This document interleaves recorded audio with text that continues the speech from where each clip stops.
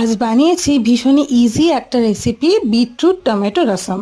তো এটা সাউথ ইন্ডিয়ার একটা ভীষণ ফেমাস খাবার। গরম ভাতের সাথে এরকম রসম খেলে কিন্তু সর্দি জ্বর একদমই ছেড়ে যায়।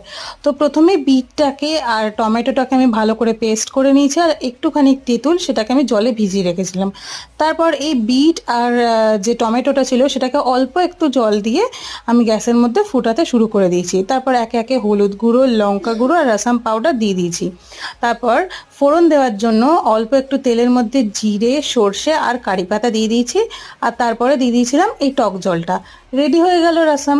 এবারে গরম ভাতের সাথে এই রসম একটু সাইড থেকে দিয়ে দেওয়ার পর একটা পাঁপড় দিয়ে খেতে কিন্তু দারুণ লাগে।